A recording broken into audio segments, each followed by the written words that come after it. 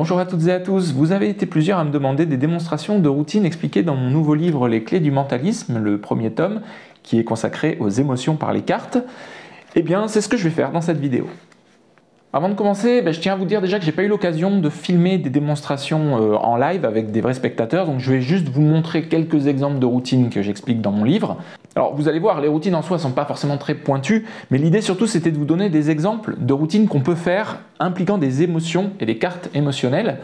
Dans le livre, il y a 20 routines expliquées qui sont catégorisées selon les types d'effets magiques, donc les prédictions, télépathie, coïncidence, influence et clairvoyance. Alors pour ce type de routine, eh bien non, on ne va pas utiliser ce type de cartes-là classiques, les pique, cœur, trèfle, carreau, parce que justement l'idée principale, l'idée maîtresse du livre, c'est de vous donner des astuces et des conseils pour exploiter des cartes émotionnelles. Et les cartes traditionnelles ne suscitent aucune émotion dans l'esprit des spectateurs. Avoir tiré un 8 de pique, un 8 de trèfle, un roi de carreau, ça ne va pas changer grand-chose. On va donc plutôt utiliser ce type de cartes-là, j'en ai déjà parlé plusieurs fois sur la chaîne, des cartes qui représentent des images, des photos ou des mots écrits, des titres de films par exemple, des émotions, et on va s'appuyer là-dessus au moment des révélations, enfin en tout cas pour réaliser les tours de magie, que ce soit les prédictions, de la lecture de pensée, on va vraiment s'appuyer sur le ressenti du spectateur et pas sur simplement la valeur de la carte. Pour la première routine que je vais vous présenter, donc c'est un effet de prédiction, on va utiliser un jeu de tarot. Alors donc j'ai ici un jeu de tarot qui n'est pas complet, j'ai enlevé les cartes les moins symboliques, j'ai gardé uniquement les cartes qui représentent des personnages. Donc on va retrouver par exemple l'étoile, la tour, etc. Le pape, pour ceux qui connaissent les arcanes majeures, voilà, vous avez ici les cartes principales d'un jeu de tarot. Je ne sais pas si vous le savez, mais en règle générale, quand on tire une carte, c'est rarement du hasard. On croit que c'est du hasard, mais c'est rarement du hasard. Bien souvent, la carte qu'on tire nous correspond d'une certaine manière. Et donc en utilisant un jeu de cartes comme ça de tarot, c'est encore plus visible que quand on utilise un jeu de cartes à pique, cœur, trèfle, carreau. C'est pour ça que je vais faire cette expérience avec ce jeu-là. J'ai eu tout le loisir de vous observer depuis tout à l'heure et je pense avoir déduit certains traits de votre personnalité. Donc ce que je vous propose, avant que vous tiriez une carte, c'est de noter sur un papier la carte qui me semble vous correspondre le mieux. J'ai ici un papier, un stylo, et à l'abri des regards, je vais noter la carte qui me semble vous correspondre. Alors bien sûr, je peux me tromper. Voilà. Je mets le papier en vue ou je le confie à un autre spectateur. Là, je vais le confier à mon acolyte, le petit chapeau. Alors bien sûr, on peut mélanger les cartes, il n'y a pas de problème, c'est pas du tout un souci, puisque de toute façon, votre carte à vous, elle vous est liée. Et donc, ce que je vous propose, ça va être tout simplement de me dire stop, quand vous voulez. Stop ici, très bien. Vous prenez la carte, et par contre, je vous demande de ne pas la regarder pour l'instant. On va garder un petit peu de suspense. Vous vous souvenez que depuis tout à l'heure, je vous ai dit que, a priori, j'avais peut-être décelé certains points de personnalité. Je ne sais toujours pas quelle carte vous avez tirée, mais moi, la carte que j'avais indiquée, c'était la force. Alors je vous invite maintenant à regarder quelle carte avez-vous tirée. Eh bien, c'est effectivement la carte de la force. La deuxième routine que je voudrais vous montrer, elle se fait avec ces cartes-là. J'en ai déjà parlé sur la chaîne. C'est des cartes qui représentent des objets, des scènes de vie, on va dire, et qui surtout sont associées à des traits de personnalité. Avoir un corps sain dans un esprit sain, aimer jouer, aimer regarder la télé, faire la fête, voyager, etc. Ce que je vous propose, ça va être de faire une expérience de télépathie, mais ce n'est pas moi qui vais lire dans votre esprit, c'est vous qui allez lire dans le mien. Avant de commencer, je vous propose qu'on se mette en phase, vous allez me regarder, et moi je vais essayer de vous communiquer la carte qui correspond le mieux à ma personnalité, et vous allez ensuite essayer de la retrouver. C'est bon ? Ok. Alors, à l'abri des regards, vous allez parcourir les cartes et vous allez prendre la carte qui vous semble correspondre le mieux à ma personnalité. Vous pensez que c'est celle-là? Ok. Je ne sais pas quelle carte vous avez choisie, vous pouvez mettre les autres de côté. Vous vous êtes arrêté sur celle-ci. Personnellement, j'aime bien jouer. J'aime bien les jeux, j'aime bien tout ce qui est même jeu d'argent, casino, etc. Et c'est cette carte-là, moi, que je vous avais indiquée. Donc c'est une carte qui représente des dés, et donc le jeu casino. Et vous avez sorti quelle carte? La carte qui correspond au dé. Bravo. Est-ce que vous croyez au hasard ou est-ce que vous pensez plutôt qu'il y a un destin, une destinée et que finalement rien n'est dû au hasard? Tout à l'heure, vous vous souvenez que je vous ai dit que quand un spectateur tire une carte, c'est rarement le hasard. En règle générale, cette carte lui correspond. C'est d'autant plus vrai avec ce type de jeu-là. Ce qu'on va faire, c'est que vous allez me dire quel est le trait de personnalité qui vous caractérise le plus. Est-ce que vous êtes plutôt introverti, extraverti, plutôt timide, plutôt fonceur, etc. Ok. Alors pour moi, la carte qui vous correspond le plus, je dirais que c'est le chevalier de bâton.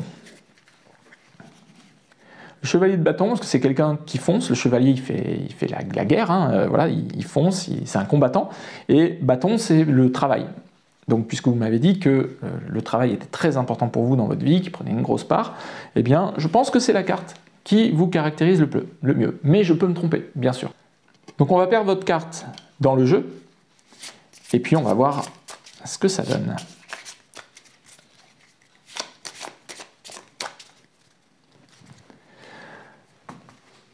Alors, vous allez me donner un nombre, il y a à peu près une quarantaine de cartes, donc entre 1 et 40.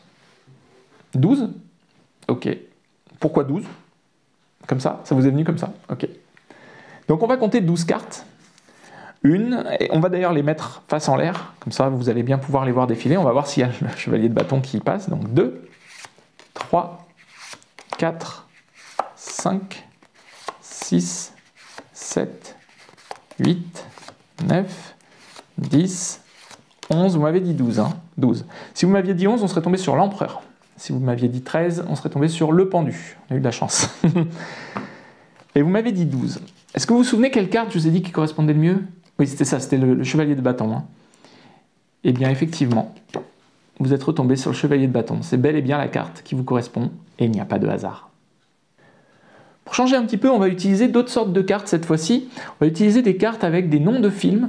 Donc là, c'est L'Homme Invisible, Invisible Man, Avatar, Freddy sort de la nuit, Bienvenue chez les Ch'tis, etc. Donc il y a plein de films que vous connaissez très certainement.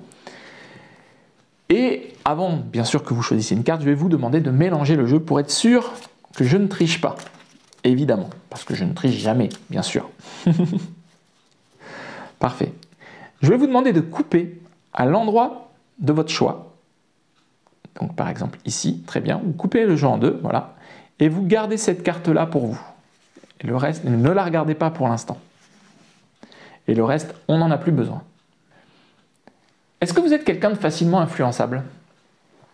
Je vous demande ça parce que dans la vie quotidienne, on se fait sans arrêt influencer, ou même parfois on influence les autres sans forcément le vouloir ou s'en rendre compte. Là, vous ne l'avez peut-être pas vu, mais je vous ai influencé pour tirer une carte particulière. Vous avez coupé pas à n'importe quel endroit. Vous vous en êtes rendu compte ou pas? Parce qu'en fait, dans ce jeu, moi j'ai une carte favorite.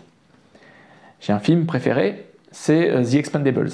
J'adore ce film, je trouve vraiment que c'est à la fois marrant et en même temps un film rare puisqu'il réunit beaucoup d'acteurs de films d'action qui étaient un peu ennemis les uns des autres, notamment Schwarzenegger et Stallone. Donc j'aime bien ce film-là, en tout cas il m'a marqué. Et c'est ce film-là que j'ai voulu que vous tiriez. Vous pouvez regarder votre carte. Et vous avez bien pris la carte The Expendables. Donc la prochaine fois, méfiez-vous des gens qui essayent de vous influencer. J'ai ici un paquet de cartes toutes blanches. Alors vous allez me dire, avoir des cartes blanches, ça sert à quoi? En réalité, elles ne sont pas toutes blanches, puisque de l'autre côté, j'ai dessiné des symboles. Alors bien sûr, je ne dessine pas super bien, mais bon voilà, j'ai essayé de représenter des sentiments, des émotions, comme la peur, l'amour, etc., la tristesse, etc. Je vous propose de mélanger le jeu. Très bien. De me le rendre. Et vous allez tirer une carte, celle de votre choix. Enfin, de votre choix. Tirez une carte au hasard, quoi. Donc celle-là, par exemple, très bien. Vous pouvez la regarder. Donc je vous la montre, moi je ne la regarde pas. Et vous allez pouvoir la remettre dans le jeu à l'endroit qui vous convient le mieux. Très bien. Est-ce que vous voulez remélanger? Ok. Bien sûr, maintenant, je dois retrouver votre carte, évidemment. Et pour ça, je vais utiliser simplement le sens du toucher. Je ne sais pas quelle est votre carte, je ne sais pas à quelle position elle est.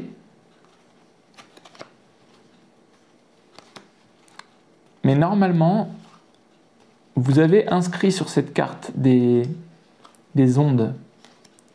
Vous avez créé peut-être celle-là. J'hésite pour l'instant. Peut-être celle-là aussi. Non, c'est pas ça. Non, je pense pas que ce soit ces cartes-là. Vous pouvez regarder, j'espère que vous la voyez pas, votre carte. Je pense que c'est une de ces deux-là. Je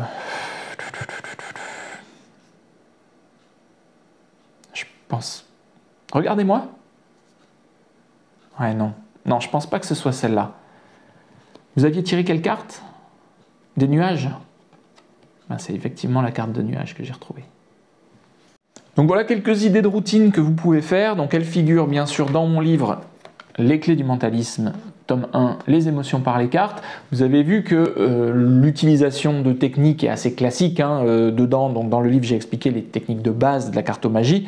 Et en fait, il n'y a pas besoin de connaître énormément de techniques pour arriver à faire ces tours-là. C'est surtout la présentation qui va jouer sur les spectateurs, le fait d'utiliser des cartes émotionnelles et pas des pique cœur trèfle carreau. Ça va permettre vraiment de s'associer au spectateur, de faire intervenir ses émotions, ses sentiments, ses souvenirs. Je n'ai pas beaucoup appuyé dans la démonstration, mais il ne faut pas hésiter à aller même encore plus loin en disant, par exemple, quand un spectateur a tiré une carte, tout à l'heure quand il a tiré les nuages, il ne faut pas hésiter à lui dire, essayez de vous imaginer ce que ça vous évoque, un souvenir, une journée particulière, et on va s'appuyer dessus pour dire, je pense que c'est cette carte-là, etc. C'est ce que j'essaye d'expliquer dans ce premier tome des clés du mentalisme. J'en profite pour vous dire que le prochain tome arrive dans les mois qui viennent. Je sais exactement de quoi je vais parler, mais pour l'instant, j'y vais tranquillement. Donc n'hésitez pas à commander les clés du mentalisme, le premier tome aux éditions du Net pour 19 €, 150 pages. J'espère qu'il vous apportera satisfaction et du succès dans vos présentations de mentalisme. Je vous remercie d'être resté jusqu'au bout de la vidéo et je vous dis à très vite pour la prochaine vidéo de la magie sous un autre angle.